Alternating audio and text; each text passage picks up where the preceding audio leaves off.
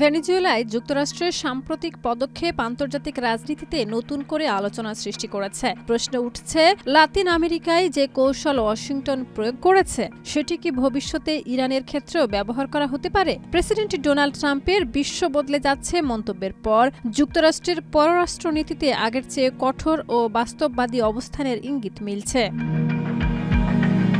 ভেনেজুয়েলার তেলবাহী জাহাজ আটক, সমুদ্রপথ নিয়ন্ত্রণ এবং শক্তি প্রয়োগের মাধ্যমে যুক্তরাষ্ট্র একটি শক্ত বার্তা দিয়েছে। বিশ্লেষকদের মতে এতে দ্বিতীয় বিশ্বযুদ্ধ পরবর্তী আন্তর্জাতিক ব্যবস্থার দুর্বলতা আরও স্পষ্ট হয়েছে।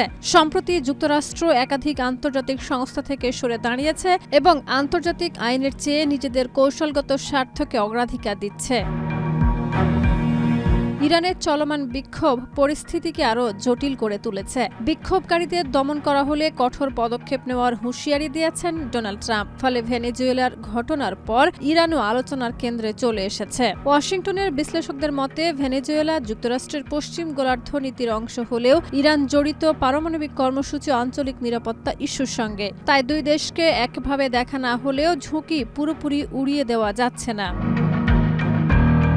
আইনি দিক থেকেও বিষয়টি বিতর্কিত। কেউ কেউ মনে করছেন আন্তর্জাতিক আইন ভঙ্গ হলে ইরানি জাহাজের বিরুদ্ধে ব্যবস্থা নেওয়ার সুযোগ থাকতে পারে। আবার অন্য বিশ্লেষকরা সতর্ক করছেন আন্তর্জাতিক আইন উপেক্ষা করলে যুক্তরাষ্ট্র নিজেই সেই ব্যবস্থাকে দুর্বল করবে।